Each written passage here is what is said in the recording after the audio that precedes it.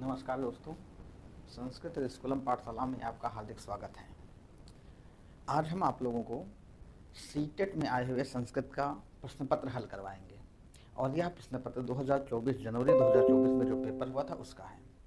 आपको पता होगा कि जनवरी से लेकर दिसंबर 2024 तक सीटेट के 3 पेपर हुए थे। मतलब जनवरी वर्ष में 2024 वर्ष में सीटेट के 3 पेपर हुए थे, जिसमें एक जनवरी में हुआ था, दूसरा जुलाई में और तीसरा दिसंबर में हुआ था।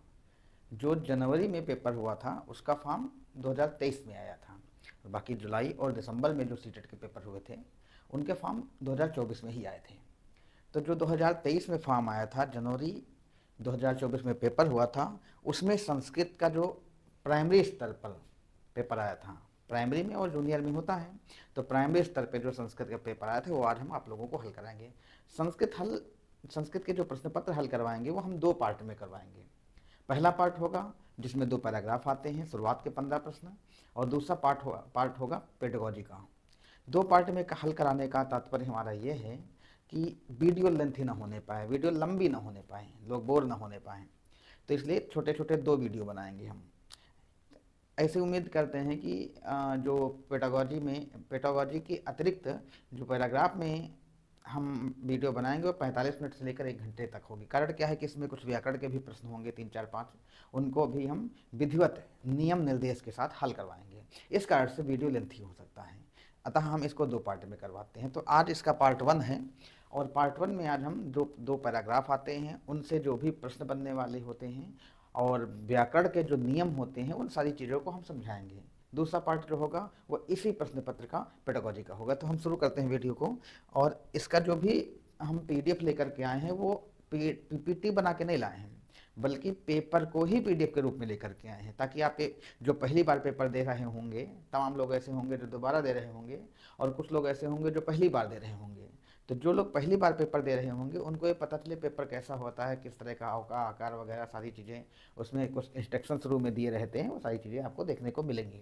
ठीक है, तो बने रहिए हमारे साथ वीडियो में, और हम लेकर के आते हैं सीधे पीपीटी को। ये देखिए संस्कृत का पेपर, और ये संस्कृत के प्राइमरी स्तर का पेपर है। जनवरी 2024 में जो पेपर हुआ था ये है, जनवरी 2024 में जो पेपर हुआ था उसके प्राइमरी स्तर का पेपर है ये। इसी तरह हम जूनियर का भी हल कराएंगे। इसी तरह हम अन्य वर्ष में जो पेपर हुए थे, 24 में ही जुलाई और दिसंबर में जो हुआ था, फिर 2023 में, 22 में, 21 में पेपर हल कराएंगे। आपको पता होगा कि पुराने पेपर हल करने से, और हमने पुरानी वीडियो में भी आपको बताया था कि पुराने पेपर हल करने से आपको बहुत ही लाभ मिलेगा सीटेट के लिए। आपको पता चलेगा कि भाषा क्या होती है, प्रश्नों का की जो प्रकृति है वो कैसे होती है, विकल्प कैसे रहते हैं, हमको कैसे चुनना है। इसके लिए आपको पुराने पेपर ही हल करना है। आप पुराने पेपर आपको मिलते हो, पढ़ते हो, ना समझ पाते हो, इसके लिए हमने सोचा कि पहले प्रश्न पत्र हल करवाते हैं, साथ ही आपको विषय भी बताएंगे, इसमें जहाँ से प्रश्न आएंगे उन प्रश्नों के विषय को भी बताएंगे। तो ये पेपर है, और इसमें आपको पता होगा कि 2 भागों में होता है। एक जो फर्स्ट भाषा के रूप में संस्कृत लिए होते हैं उनके लिए, और जो सेकंड भाषा के रूप में संस्कृत लिए होते हैं उनके लिए। तो ये फर्स्ट भाषा के रूप में जो संस्कृत लिए हैं उनके लिए पेपर हैं। यहाँ से शुरू होता है पेपर, देखिए यहाँ से इसका जो है पेपर की शुरुआत होती है। लैंग्वेज फर्स्ट के रूप में जो संस्कृत लिए हैं उनके लिए है, और इसको लैंग्वेज फर्स्ट के रूप में जो संस्कृत लिए होते हैं उनको 91 से 120 नंबर तक के प्रश्न संस्कृत में हल करने होते हैं। और जो सेकंड भाषा के रूप में संस्कृत लेते हैं उनको इनके आगे 121 से लेकर 150 तक के प्रश्नों के उत्तर देने रहते हैं। ये लिखा हुआ देखिए, यहीं से शुरू होता है। अभ्यर्थना चतुर्थ भागस्य प्रश्नानाम प्रश्न संख्या 91 से 120 उत्तरम दद्युः, अर्थात अभ्यर्थियों को चौथे भाग के प्रश्न संख्या 91 से 120 तक उत्तर देना है। यदि तई संस्कृतम प्रथम भाषा रूपेण चित्तम माने चुना है, यदि उन लोगों ने संस्कृत को प्रथम भाषा के रूप में चुना है, मतलब संस्कृत को प्रथम भाषा के रूप में जिन लोगों ने चुना है वो इस प्रश्न पत्र को हल करेंगे, और जिन्होंने संस्कृत को सेकंड भाषा के रूप में चुना है वो इसके बाद वाले प्रश्न पत्रों को हल करेंगे। संस्कृत के 2 प्रश्न पत्र होंगे, संस्कृत नहीं जितनी भी भाषाएं आती हैं उसमें हर भाषा के 2 प्रश्न पत्र आपको मिलते होंगे। जिन लोगों ने पेपर दिया होगा वो देखा होगा, और जो लोग पहली बार दे रहे हैं वो आगे देखेंगे कि जैसे हिंदी आप लोग जब फॉर्म भरते हैं तो वहाँ 2 भाषाएं चुनने को ऑप्शन रहता है, एक प्रथम भाषा के रूप में रहता है, एक द्वितीय भाषा के रूप में रहता है। जब आप प्रथम भाषा को क्लिक करते हैं तो वहाँ भी 22 भाषाएं दिखती हैं, जो भारतीय संविधान में उल्लिखित हैं। और सेकंड भाषा को जब आप क्लिक करते हैं तो वहाँ भी 22 भाषाएं दिखती हैं। अब 22 भाषाएं दोनों में है, इसका मतलब है कोई भी एक भाषा भाषा प्रथम के रूप में ले सकते हैं और कोई भी एक भाषा सेकंड भाषा के रूप में ले सकते हैं। तो जिन लोगों ने प्रथम भाषा के रूप में संस्कृत लिया है वो उनका उत्तर देना रहता है 91 से 120 तक। बहुत लोग ये सोचते हैं हम दो भाषाएं कैसे चुनेंगे, किस पेपर में कैसे हम आंसर शीट में कैसे हल करेंगे, कहाँ गोला करेंगे, कि संस्कृत का कहाँ गोला करेंगे, उसमें तो लिखा होता नहीं है। उसमें नहीं लिखा होता है, आपके प्रश्न पत्र में लिखा होता है। अभी देखो साफ साफ लिख दिया कि अगर आपने प्रथम भाषा के रूप में संस्कृत ली है तो 91 नंबर से लेकर 120 नंबर तक के प्रश्न पत्रों को OMR शीट में आप प्रश्नों को काला करेंगे इस प्रश्न पत्र के आधार पे। और जिन लोगों ने प्रथम में हिंदी ले लिया हो या इंग्लिश ले लिया हो या अन्य कोई भाषा ले लिया हो और सेकंड भाषा में संस्कृत को लिया हो तो वो 91 से 120 तक पहले भाषा में जो लिया उसको हल करेंगे और संस्कृत को इसी के आगे 121 से लेकर के और 150 तक हल करेंगे। इसके लिए हम आपको और आगे दिखाते हैं। इसी में देखिए, इसी को हम आगे और आपको लेके चलते हैं, ये दिखाते हैं। ये प्रथम भाषा के रूप में जिसने लिया है वो इस पेपर को चुनेगा। अभी ये पेपर समाप्त हो गया, फिर देखो फिर दूसरा पेपर आ गया। यहाँ भी यही लिखा हुआ है कि वही बात लिखी है, बस प्रश्न संख्या बदले हैं। अभ्यर्थिना पंचम भाग, पांचवें भाग को पार्ट 5 प्रश्नानाम प्रश्न संख्या 121 से 150 उत्तर देती हूँ। अभ्यर्थियों के लिए या अभ्यर्थियाँ जो हैं वो सब पंचम भाग के प्रश्नों के अर्थात 121 से 150 तक उत्तर देंगे यदि तई है संस्कृतम द्वितीय भाषा रूपेण चितम, यदि उन लोगों ने द्वितीय भाषा के रूप में संस्कृत को चुना है। देखिए अक्सर हम लोगों के यहाँ होता है अपने उत्तर भारत में, उत्तर भारत क्या कहते हैं, उत्तर प्रदेश में ऐसा होता है कि प्रथम भाषा के रूप में हिंदी ले ली जाती है और सेकंड भाषा के रूप में इंग्लिश है, उर्दू है, संस्कृत है या अन्य कोई भाषा ली जाती है। लेकिन ऐसा नहीं है कि आप यही कर सकते हैं। यूपी टेट में तो ऐसा किया जाता है क्योंकि वहाँ प्रथम भाषा के रूप में तो हिंदी कंपलसरी है, अंग्रेजी, संस्कृत, उर्दू तो सेकंड भाषा के रूप में है। लेकिन सीटेट में ऐसा कोई नहीं, क्योंकि ये भारतवर्ष के लिए बना हुआ है सीटेट। पूरे भारत में उत्तर से लेकर के दक्षिण तक, जम्मू कश्मीर से लेकर के तमिलनाडु, केरल, आंध्र प्रदेश, यहाँ तक सबके लिए है ना। तो यहाँ ऐसा नहीं है कि आप प्रथम भाषा के रूप में हिंदी लेना जरूरी है। आप प्रथम भाषा के रूप में भी संस्कृत ले सकते हैं, द्वितीय भाषा के रूप में भी संस्कृत ले सकते हैं। हमने जो लिया था तो हमेशा हम प्रथम भाषा के रूप में संस्कृत लेते थे और द्वितीय भाषा के रूप में हिंदी लेते थे। तो आप कुछ भी कर सकते, दोनों संभव हैं। प्रथम भाषा के रूप में हिंदी या संस्कृत लीजिए, सेकंड भाषा के रूप में भी हिंदी या संस्कृत लीजिए। तो जिन लोगों ने द्वितीय भाषा के रूप में संस्कृत लिया है वो लोग प्रश्न संख्या 125 से 121 से 150 तक को गोला करेंगे, संस्कृत का गोला करेंगे। ठीक है। अब ये देखो यहाँ पर ऐसे दिया हुआ है। अब ये भी संस्कृत का पेपर। सोचो दो पेपर कैसे, दो पेपर इसीलिए मिलते हैं आपको कि अगर प्रथम भाषा के रूप में संस्कृत लिए हैं तो क्वेश्चन नंबर 90 से 120 तक आपको देखना है संस्कृत के लिए। OMR शीट में 91 से लेकर 120 तक देखना है, करना है।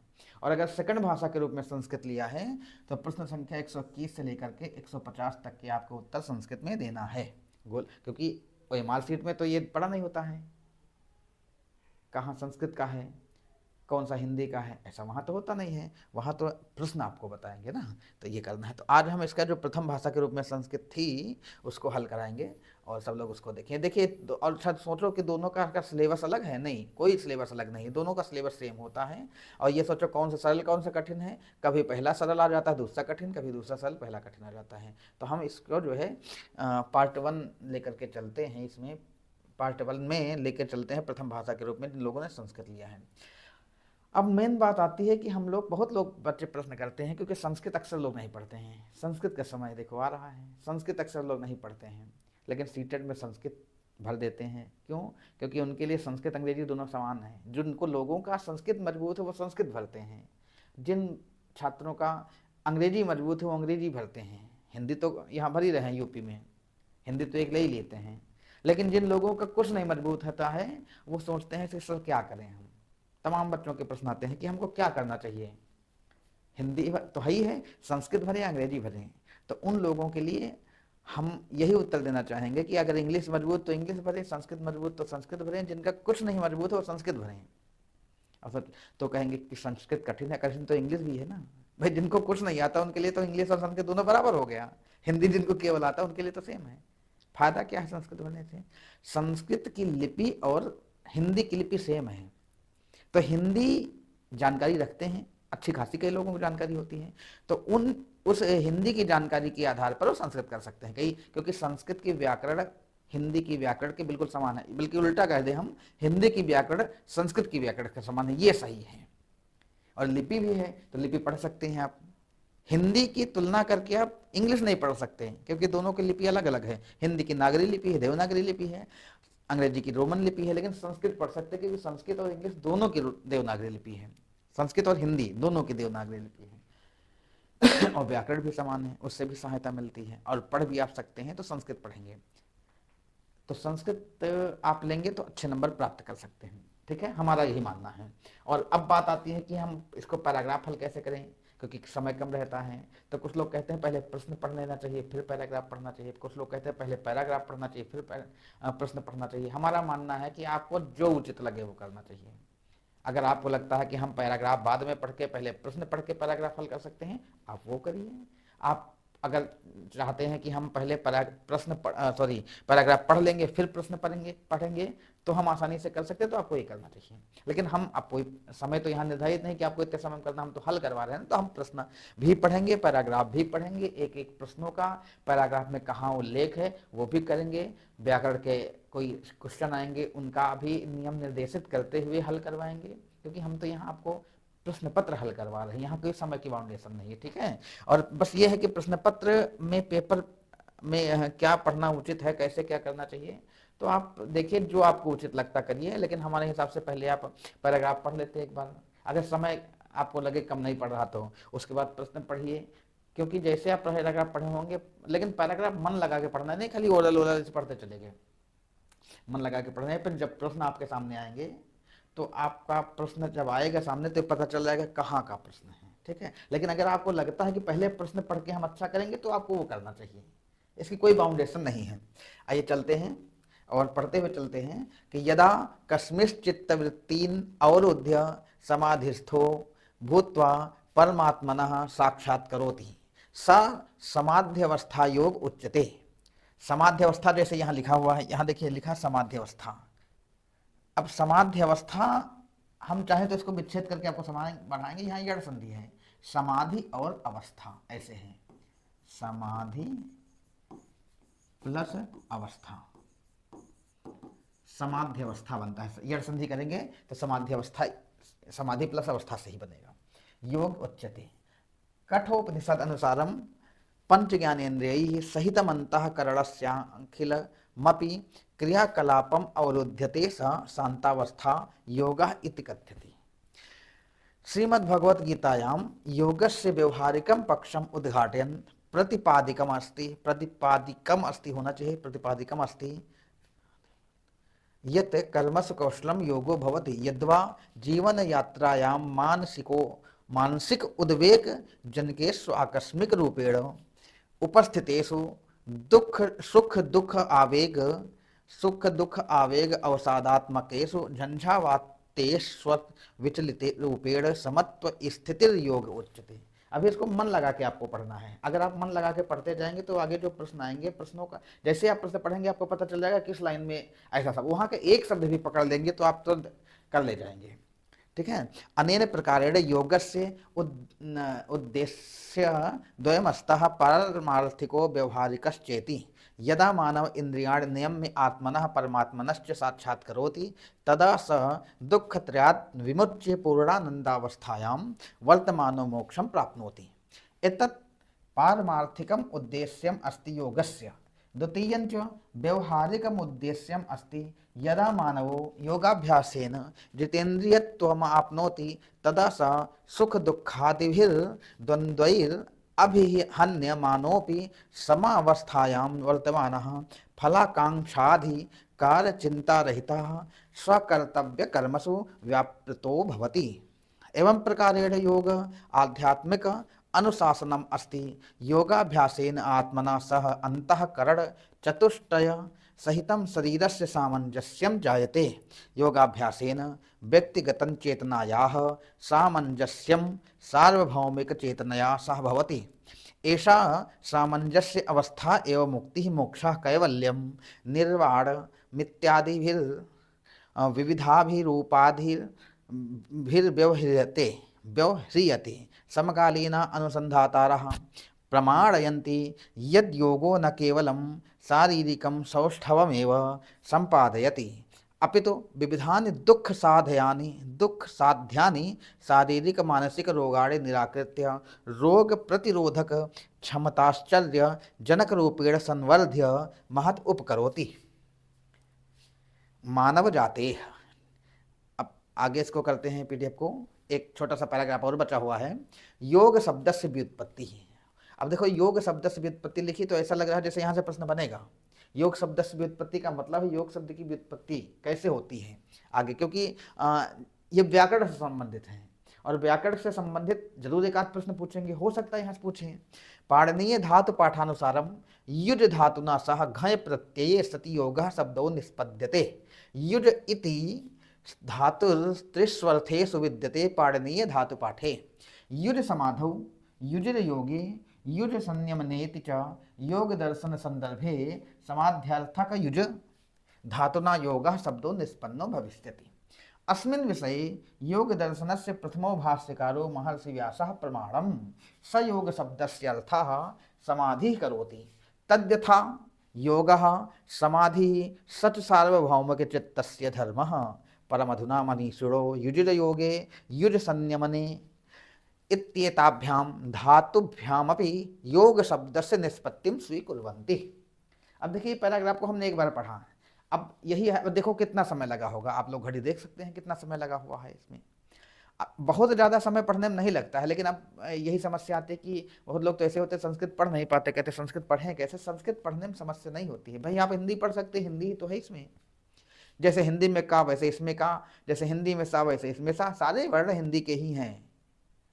या ऐसे बोल दें हिंदी में जो वर्ड गए वो संस्कृत से ही गए हैं, तो अंतर क्या है, बस शब्द थोड़े बड़े हो जाते हैं, उनको तोड़ के पढ़ लीजिए। हिंदी में आपने संधि पढ़ी होगी, संधि के आधार पर तोड़ दीजिए, बस विसर्ग आदि का उच्चारण आपको करना रहेगा, और बाकी कोई अंतर ज़्यादा नहीं है यहाँ, ठीक है। अब देखिए ये पैराग्राफ था, अब यहाँ से जो प्रश्न बनने वाले हैं प्रश्न देखते हैं। अब हमने अभी अर्थ नहीं बताया है, अब केवल हम उन पंक्तियों का अर्थ बताते हुए चलेंगे जहाँ से प्रश्न बना हुआ है, नहीं तो बहुत लेंथी होता चला जाएगा, ठीक है। और साथ साथ में हम नियम निर्देशित भी करते हुए जाएंगे। अब देखो एक प्रश्न आ गया, जैसे हमने कहा था व्याकरण से संबंधित है, वहाँ से प्रश्न बन सकता है, बन भी गया है और है भी प्रश्न इसका। क्या? योगा इत्यस्मिन् शब्दे को धातु कश्च प्रत्ययः। योगा, ये योग एक शब्द है। इत्यस्मिन् शब्दे, इत्यस्मिन् शब्दे मतलब इस शब्द में, योगा शब्द लिखा, इस शब्द में को धातु कश्च प्रत्ययः। को धातु मतलब कौन सी धातु है, कह चह प्रत्यय, और कौन सा प्रत्यय है, मतलब योग धातु शब्द में कौन सी धातु का प्रयोग हुआ है और कौन से प्रत्यय का प्रयोग हुआ। संस्कृत में आपको हम जानकारी देना चाहते हैं, नोट कर लीजिए इस बात को कि संस्कृत के जितने भी शब्द हैं और हिंदी के जितने तत्सम शब्द हैं, हिंदी के तत्सम शब्द भी संस्कृत से होते हैं, हिंदी की जानकारी आपको होगी। तो हिंदी के जितने तत्सम शब्द हैं और संस्कृत के जितने भी शब्द हैं, उन सारे शब्दों का निर्माण संस्कृत के धातु और प्रत्यय के जोड़ने से हुई है। कोई भी आप संस्कृत का शब्द ले लीजिए और हिंदी का तत्सम शब्द ले लीजिए, उसका निर्माण बस यहीं से हुआ है, संस्कृत की एक धातु और एक प्रत्यय से। कोई भी शब्द ले लीजिए, सब में यही कुछ ना कुछ लगा हुआ है, बस ध्यान रखना वो हिंदी का तत्सम हो या संस्कृत का हो। अब उर्दू अरबी फारसी का ले आओ कि इसको कैसे बनाया गया, तो नहीं, संस्कृत में वही शब्दों का निर्माण हुआ है, संस्कृत रूपी फैक्ट्री में उसी शब्द का निर्माण हुआ है जो संस्कृत के शब्द हैं या हिंदी के तत्सम शब्द हैं। अब देखा गया योगा शब्द कैसे बना हुआ है, तो योगा इत्यस्मिन् शब्द को धातु को कश्च प्रत्यय, मतलब योगा शब्द कैसे बना है, कौन सा धातु कौन सा प्रत्यय है। तो देखो एक दिया गया युज अड़, मतलब युज धातु है, अड़ प्रत्यय पहला विकल्प। दूसरा विकल्प है युज घय, तीसरा विकल्प है युग आय, और चौथा विकल्प है युज और घय। युज और घय ऐसा है, तो इसमें कौन सा प्रत्यय लगा हुआ है। तो अब इसके लिए अब आपको हम पहले बता भी चुके हैं वहाँ पर, और आप वहाँ फिर से पहुँच जाइए, देखिए जल्दी से, क्योंकि पैराग्राफ में तो सब लिखा हुआ है। ये देखो आ गया योग शब्द से व्युत्पत्ति ही, मतलब योग शब्द कैसे बना हुआ है, तो लिखा याड़नीय धातु पाठानुसार युज धातुना। योग शब्द कैसे बना, देखो यहाँ आ गया युज धातुना, मतलब युज धातु में के साथ में घय प्रत्यय सति योगा शब्द निष्पन्ना। अब एक बार पढ़ा था, मन लगा के देखो, हमने पढ़ा तो उनके सामने आ गया, ऐसे आप मन लगा के पढ़ेंगे एक बार में तत्काल में आ जाएगा आपके सामने। तो युज धातु में घय प्रत्यय लगने से शब्द निष्पन्न होता है कौन सा? योगः। ठीक है। अब तो युर धातु है और घय प्रत्यय, तो युर धातु है, यहाँ युर धातु तो है लेकिन घय प्रत्यय नहीं है। यहाँ देखिए यहाँ युर धातु घय प्रत्यय है, युग और अज है, तो ये सही होगा। युर धातु में घय प्रत्यय लगने से, युर धातु में घय प्रत्यय लगने से बना। अच्छा, घय प्रत्यय में लगता क्या है? घय प्रत्यय में लगता केवल छोटा आ, बस। तो युज और घय मिला करके योगा बना हुआ है। दूसरे नंबर पे देखिए प्रश्न आता है कि 92 नंबर का प्रश्न है ये कि योगा समाधि सच सार्वभौमिक सार्वभौम चित्तस्य धर्मः इति कस्य कथनम। योगा समाधि सच सार्वभौम चित्तस्य धर्मः, ये एक वाक्य दिया गया है और कहा गया है इति कस्य कथनम, ये कथन किसका है? महर्षि दयानंद का है कि महर्षि व्यास का है, महर्षि अरविंद का है या महर्षि पतंजलि का है? योगा समाधि सच सार्वभौमी चित्तस्य। अब वहाँ आपने पढ़ा है कहीं ना कहीं तो ये लाइन होगी जरूर इसमें कि योगा समाधि सच सार्वभौमी धर्मस्य, किसका कथन है ये? तो अब आप देखिए, ये देखो सामने ही आपको मिल गया, योगा समाधि सच सार्वभौमी धर्म चित्तस्य धर्मः। अभी कहा किसने है? तो अब यहाँ तो कहीं आगे पीछे लिखा नहीं है कहाँ कहा गया है। अब इसको थोड़ा जब पास में न मिले तो ऊपर नीचे के लाइन में देखा करो। तो ऊपर से शुरू करते नीचे तक आ जाते हैं। यहाँ शुरू करते हैं, अस्मिन् विषये योग दर्शन प्रथमो भाष्यकारो महर्षि व्यासः प्रमाणम। मतलब इस विषय में, योग दर्शन के कौन से विषय में? इसके विषय में, जो ऊपर योग दर्शन के बारे में आप पढ़ के आए हैं। तो योग दर्शन के विषय में जो योग दर्शन के प्रथम भाष्यकार रहे हैं महर्षि व्यास, उनका प्रमाण है। उन्होंने प्रमाण दिया, क्या प्रमाण दिया है? कि स योग शब्द से अर्थः समाधि करोति। उन्होंने कहा कि योग शब्द का अर्थ समाधि बताया है। मतलब महर्षि व्यास ने योग शब्द का अर्थ क्या बताया है? समाधि। योग मतलब समाधि होती है और योगा समाधि, यही इसलिए कहा है योगा समाधि, योग समाधि है। सच सार्वभौम चित्तस्य धर्म, सार्वभौमिक चित्त का वो धर्म भी है, सबके चित्तों का धर्म है। परम अधुना मनीषिणो युधिर योगे युध संयमे इत्येताभ्याम धातुभ्यामिति योग शब्द से निष्पत्तिम स्वीकरोति। तो इस प्रकार से आपको इसका उत्तर यहाँ मिल गया कि महर्षि व्यासः प्रमाणम, महर्षि व्यास प्रमाण है। अच्छा, ये किसके विषय में? जैसे यहाँ कहा योग शब्द की व्युत्पत्ति, योग शब्द के बारे में बताया गया कि पाणिनि धातु के आधार पर, धातु पाठ के आधार पर युद्ध धातु में घय प्रत्यय लगने से बना है। फिर युद्ध के अर्थ कितने होते हैं? तो वही कहा युद्ध के 3 अर्थ होते हैं। लिखा ना धातु त्रिस्व अर्थेषु, मतलब युद्ध इत्यादि जो धातु है 3 अर्थों में विद्यमान है। कौन से 3 है? तो एक युद्ध का मतलब समाधि, दूसरा युद्ध माने योग, तीसरा युद्ध माने संयमन। तो अब इसमें किसको लिया जाए? युद्ध समाधि को लिया जाए। युद्ध माने समाधि होती है, या युद्ध माने जैसे योग शब्द होता है, योग शब्द में युद्ध धातु में घय प्रत्यय लगने से बना। घय प्रत्यय तो शब्द के पीछे लग करके अर्थ में परिवर्तन दे रहा है। लेकिन अब युद्ध माने क्या? युद्ध धातु है, उसका अर्थ होगा। तो 3 अलग अलग अर्थ बताए गए कि युद्ध माने समाधि भी होती है, युद्ध माने योग भी होता है, युद्ध माने संयमन भी होता है। तो इसमें किसको ज्यादा महत्व दिया जाए? तो यहाँ प्रश्न था कि योग युद्ध माने क्या होता है और योग जो है समाधि है, योगा समाधि, योग समाधि, इसके बारे में किसने कहा है? लिखा यही कि किसका कथन ये है? तो ये कहा कि योग दर्शन के जो प्रथम भाष्यकार हैं महर्षि व्यास, इनका कथन है। और इन्होंने कहा भी है योगा समाधि सच सार्वभौमिक चित्त से। ध्यान रखना, पैराग्राफ में जब कभी आपको साक्षात सीधे किसी प्रश्न का उत्तर ना मिल रहा हो तो उस पैराग्राफ में एक लाइन ऊपर एक लाइन नीचे भी पढ़ लिया करो। अब देखो यहाँ सीधे तो नहीं लिखा है लेकिन आगे पीछे जरूर लिखा है। ये नहीं लिखा कि इन्होंने कहा, लेकिन आगे पीछे जरूर लिखा है। तो इससे आप देख सकते हैं। भाई जिनको संस्कृत आती है, जो संस्कृत अच्छा कर सकते हैं, वो तो देख के बता देंगे, और जो नहीं कर सकते हैं उनके लिए तो थोड़ा देखना पड़ेगा ना, थोड़ा कठिन होगा। तो जहाँ पर कुछ मिल जाए एक आध शब्द, उसके आगे पीछे भी देख सकते हो, उसका उत्तर मिल सकता है। पहली चीज़। दूसरी चीज़ आपको बता दें, योग दर्शन के ऊपर महर्षि पतंजलि का ग्रंथ है योग शास्त्र। योग शास्त्र महर्षि पतंजलि ने लिखा है योग दर्शन, और उस पर जो पहली व्याख्या की है, जो पहला भाष्य लिखा है, भाष्य मतलब व्याख्या होती है, वो महर्षि व्यास ने लिखा हुआ है और महर्षि व्यास का ये कथन था। ठीक है, आगे चलते हैं अब अगले प्रश्न में। और अगला प्रश्न है 93 नंबर का। 93 नंबर का प्रश्न है कि अधस्तनेषु मोक्ष शब्दस्य कस शब्द पर्यायवाचको नास्ति।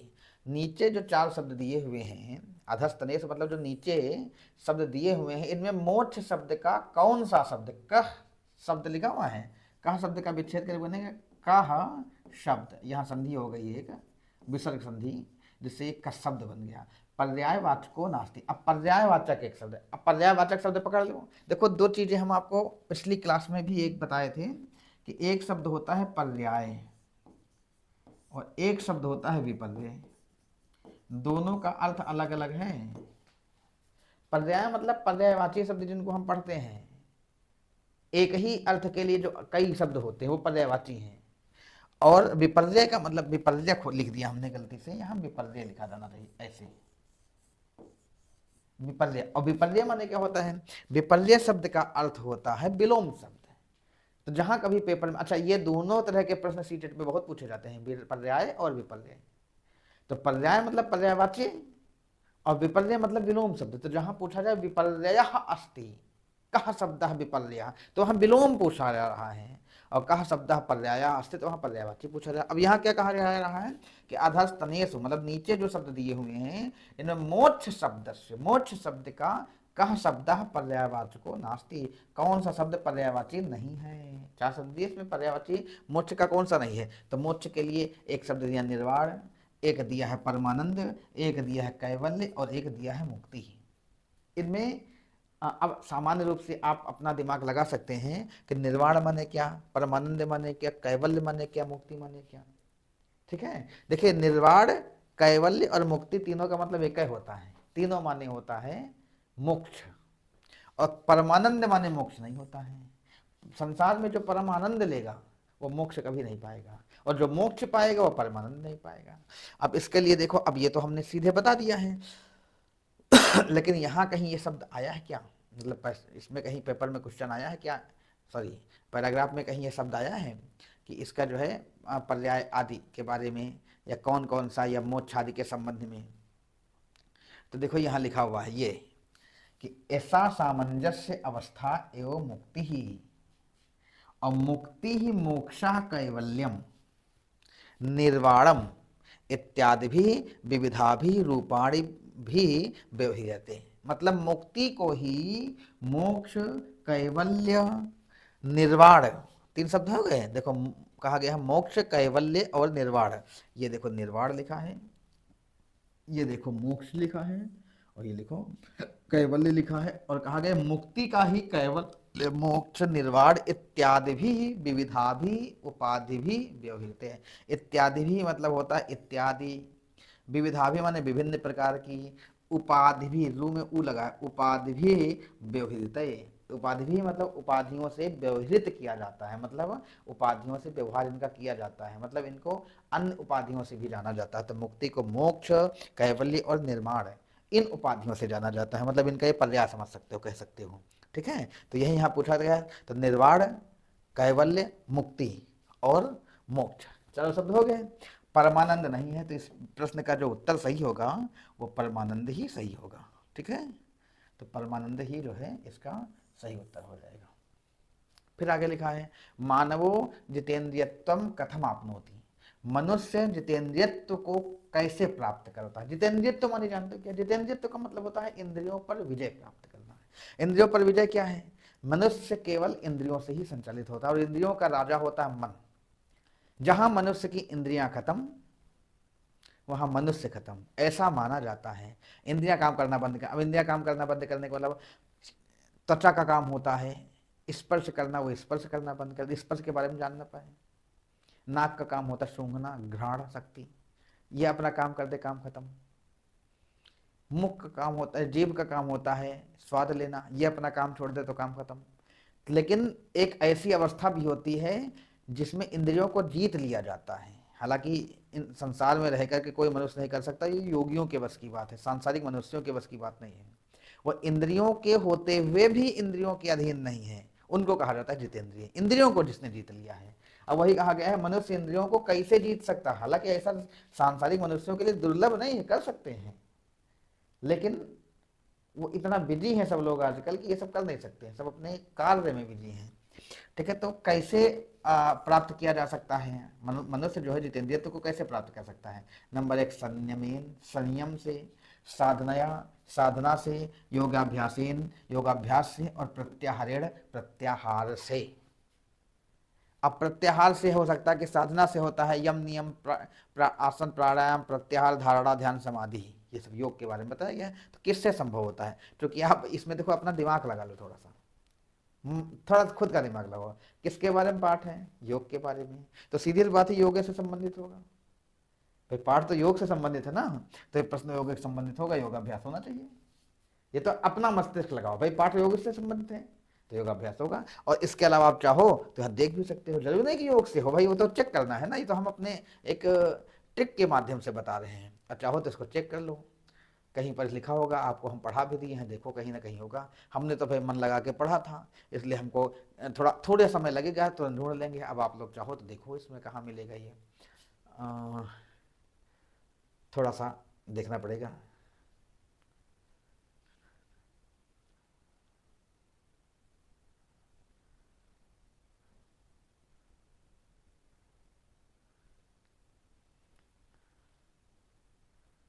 एक बार प्रश्न फिर से देख लिया जाए इसका, कि मानव जितेंद्रियत्व कथम आपनोति, मनुष्य जितेंद्रियत्व को कैसे प्राप्त कर सकता है। अब इसको देखो, यही कहीं ना कहीं किसी न किसी बीच में किसी लाइन में होगा।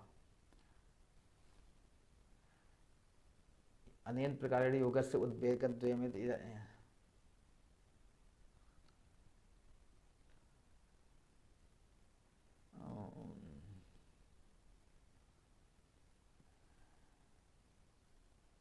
अब देखना यहां,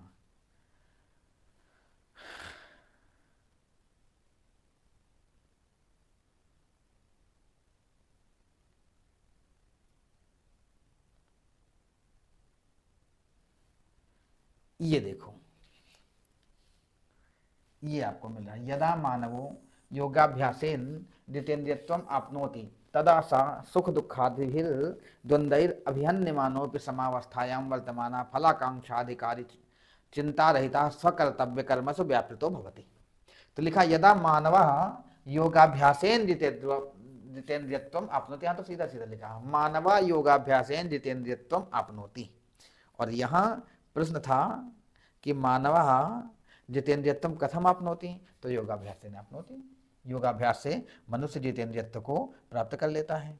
ठीक है, तो योगाभ्यास से होगा, योगाभ्यास से हो सकता है। ठीक है, अगला है यदा मानव आत्मनः परमात्मनस्य साक्षात्कारो तदा सा कस्मात् विमुच्यते।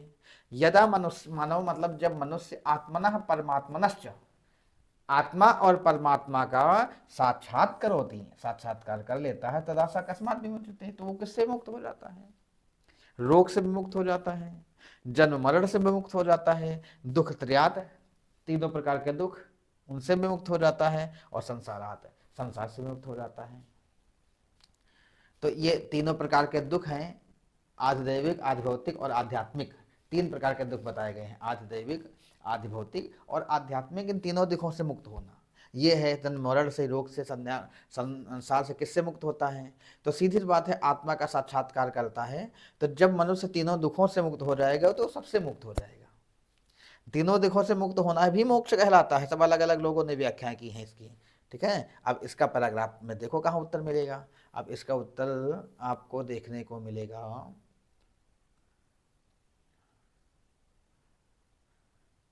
परमात्मना साक्षात्कारोति सुख दुख समावस्थान फल।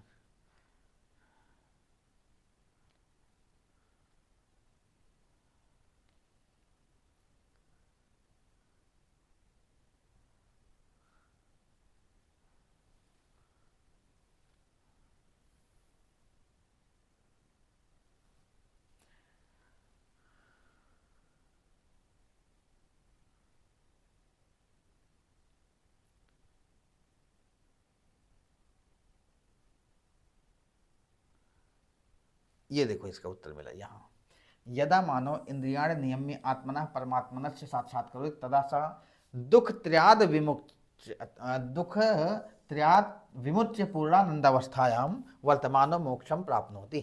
तो जब मनुष्य इंद्रियाण नियम्य आत्मना परमात्मनस्य साक्षात्कारोति, जब मनुष्य इंद्रियों को नियमित करके, इंद्रियों को संनिमित करके आत्मा और परमात्मा का साक्षात्कार करता है, तो वह तीनों प्रकार के दुखों से मुक्त होकर पूर्णानंद अवस्था को प्राप्त कर सकता है। तब वो पूर्णानंद अवस्था प्राप्त कर सकता है, मतलब परमानंद अवस्था को प्राप्त कर सकता है। ठीक है। तो इसलिए इसका जो उत्तर होगा वो क्या होगा, इसका जो उत्तर होगा वो होगा दुख त्रया, तीनों प्रकार के दुखों से, और तीनों प्रकार के दुखों से जो है मुक्त हो जाता है जब आत्मा और परमात्मा का साक्षात्कार कर देता है। और अगला क्वेश्चन है इसी का कि के कथयन्ति यद योगो दुख साध्यानि शारीरिक मानसिक रोगाणि निराकरोति। ऐसा के कथयन्ति, ऐसा कौन कहता है, यद मतलब कि योगो दुख साध्यानि शारीरिक मानसिक रोगाणि निराकरोति, कि जो योग है वो दुख दुस्साध्यानि साध्यानि, जो कठिन से कठिन शारीरिक मानसिक रोग हैं उनका भी निराकरण कर सकते। दुस्साध्यानि का मतलब होता है कठिन, मतलब जो सामान्य औषधि से भी ना योग ठीक हो, वो है दुसाध्य।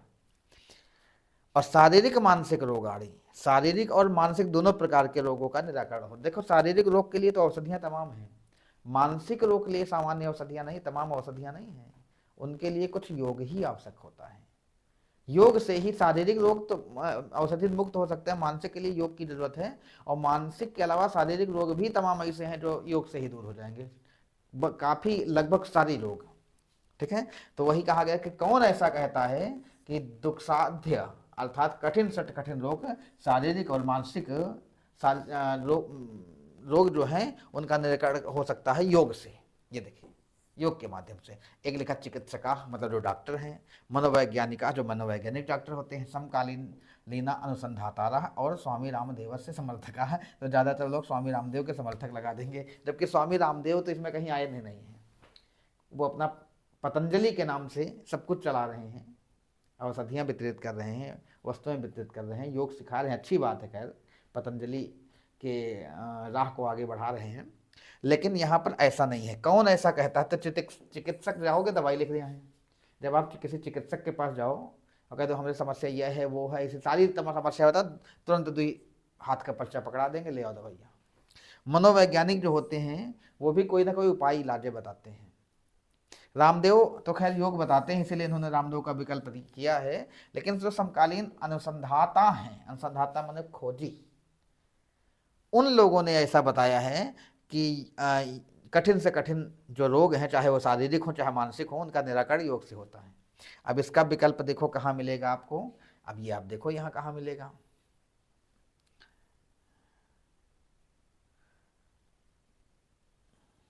इसमें देखना,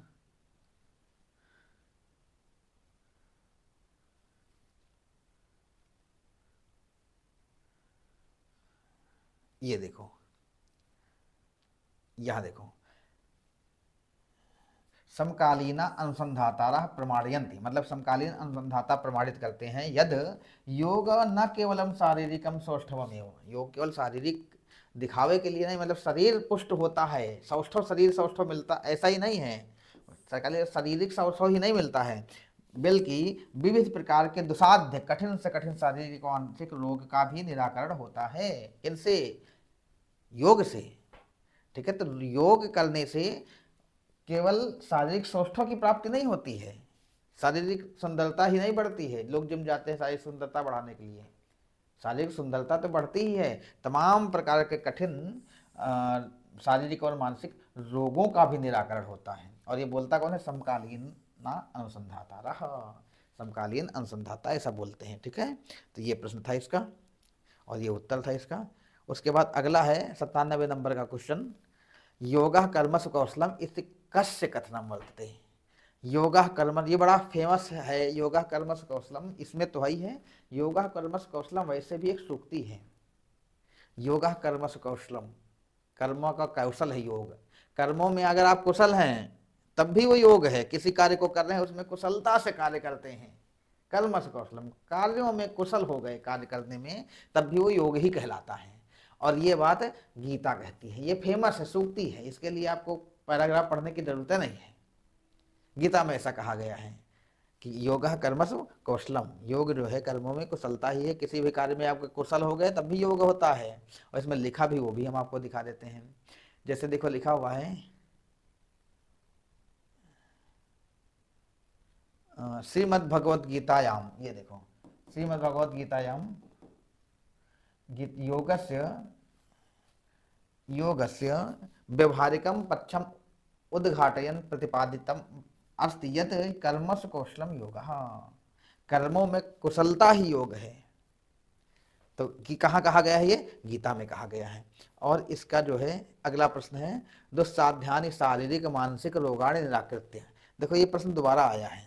अब दोबारा आया तो जरूर कुछ ना कुछ परिवर्तन किए होंगे। एक बार आप पढ़ चुके ऊपर, दुस्साध्यानि शारीरिक मानसिक रोगाणि निराकृत्य इत्यत्र निराकृत्य इत्यस्मिन पदे को धातु कश्च प्रत्यय। अब देखो यहाँ फिर पूछा गया है कौन सा धातु और कौन सा प्रत्यय है निराकृत्य शब्द में। इसमें कौन सा धातु कौन सा प्रत्यय है? पहला क्री लेप, दूसरा क्री तुक, तीसरा क्रीड़ित, चौथा क्रीडुल। लेकिन आपको हम अब ये व्याकरण का नियम यहाँ हम आपको समझाएंगे, क्योंकि व्याकरण में जो भी आता है वो हो सकता है दोबारा भी आ जाए।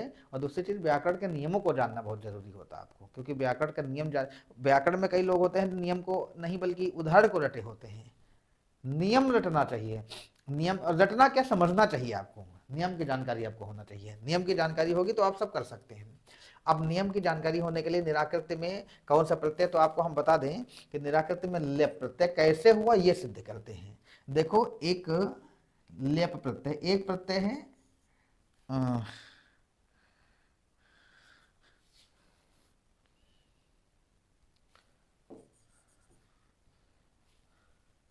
एक प्रत्यय है यहां त्वा और एक प्रत्यय है लेप। आपको बता दिए दोनों एक ही प्रत्यय होते हैं, दोनों का काम एक ही होता है, एक ही जैसे बिल्कुल प्रत्यय होते हैं और एक ही जैसा इनका काम भी होता है। त्वा जो प्रत्यय होता है इसमें जो जुड़ता है वो त्वा जुड़ता है। संस्कृत में जो भी प्रत्यय होते हैं ध्यान रखना हिंदी से थोड़ा भिन्न रहते हैं। हिंदी में जो प्रत्यय उतना ही जोड़ दिया जाता है। जैसे ता है हिंदी में तो ता ही जुड़ेगा, सरलता कठिनता। त्वा है त्वा ही जुड़ेगा, घनत्व महत्व। लेकिन संस्कृत में ऐसा नहीं। संस्कृत में जो प्रत्यय का नाम होगा जुड़ने में उसमें किसी न किसी वर्ण का लोप हो जाएगा। जैसे त्वा है तो इसमें देखो का लोप हो गया, और लेप में केवल या जुड़ता है। अब यह जुड़ा तो देखो आगे के ला और पीछे के पाप का लोप हो गया। तो दो प्रत्यय है त्वा और लेप। त्वा में त्वा जुड़ता है और लेप में या जुड़ता है।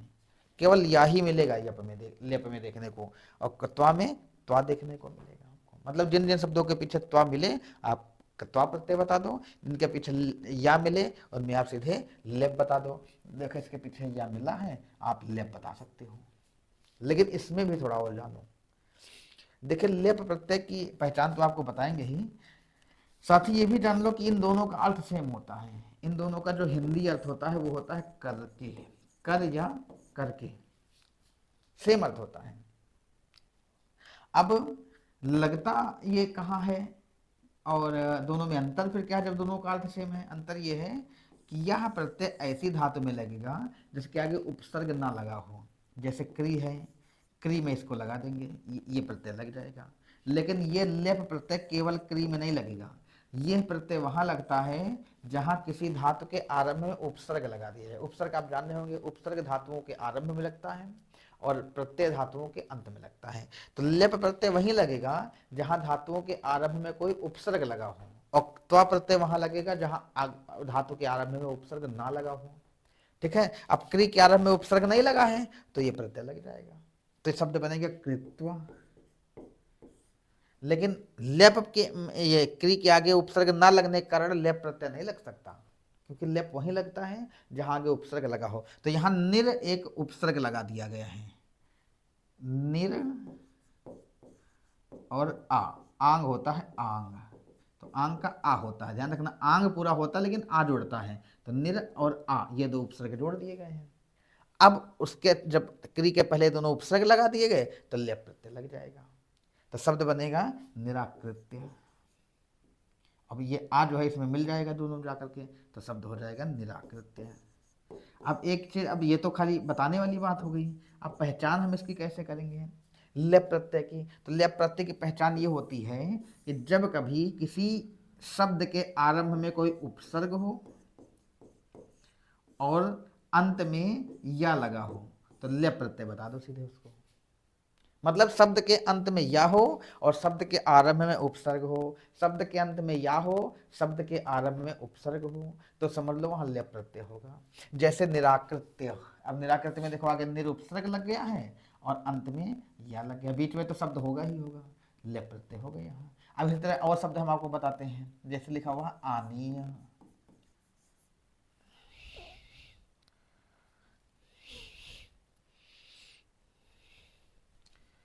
आनीय। अब आनी में देखो आंग उपसर्ग हो गया, पीछे या हो गया।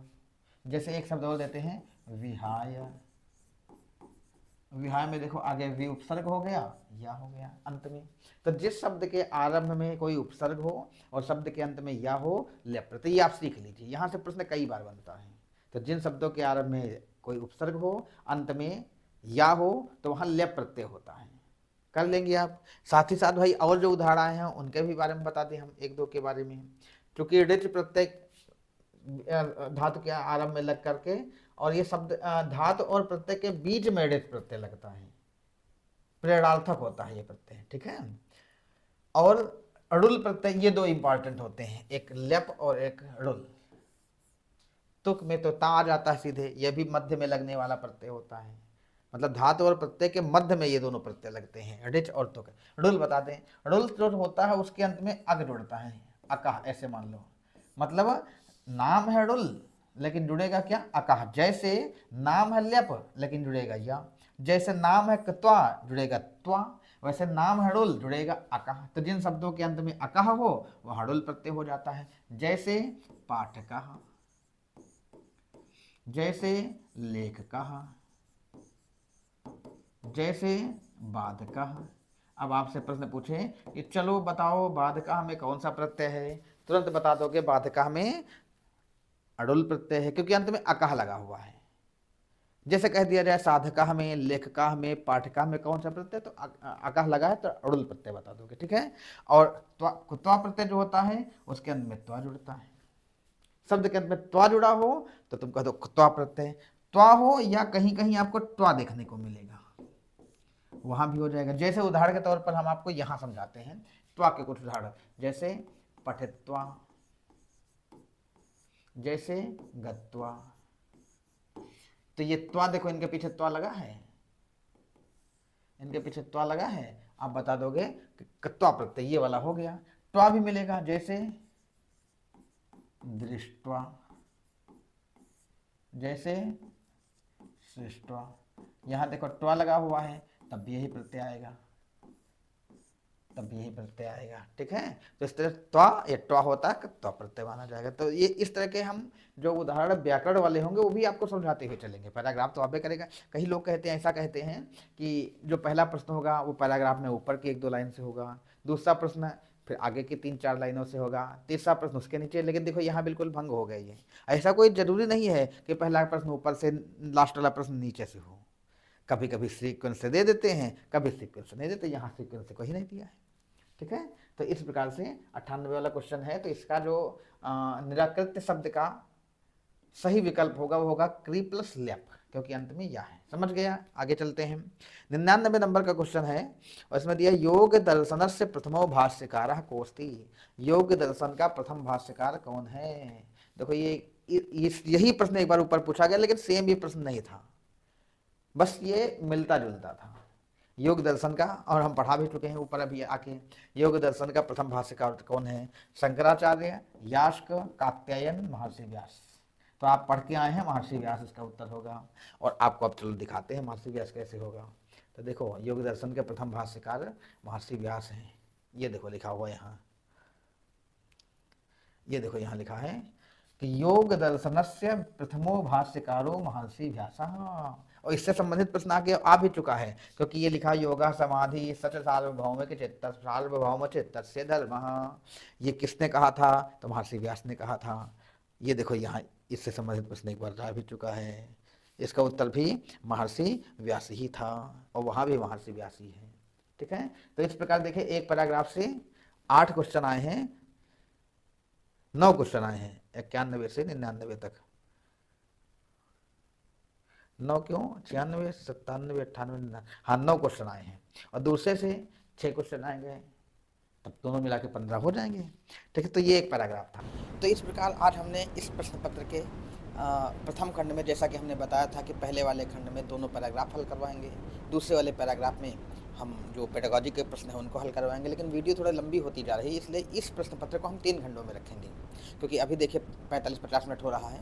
तो पहले खंड में हमारे केवल गद्य वाला पैराग्राफ हल करवाएंगे, और शेष इसके जो आगे वाला पैराग्राफ है, दूसरा वाला जिसमें पद्य है, और इसको हम दूसरे खंड में लेके आएंगे, और तीसरे खंड में इसकी पेडागॉजी हल करवाएंगे। ठीक है, तो इस प्रश्न पत्र को 3 खंडों में रखेंगे, दूसरे वाले में ये पैराग्राफ हल करवाएंगे जो पद्य वाला है, और तीसरे में पेडागॉजी। अगला जो प्रश्न पत्र होगा उसको हम 2 खंडों में हल करवाएंगे, और थोड़ा टाइम का ध्यान रखेंगे, क्योंकि ज़्यादा वीडियो लेंथी हो जाती है तब भी बच्चे ऊबने लगते हैं। इसलिए आज की वीडियो यहीं तक, पुनः मिलते हैं अगले वीडियो के लिए में, तब तक के लिए धन्यवाद।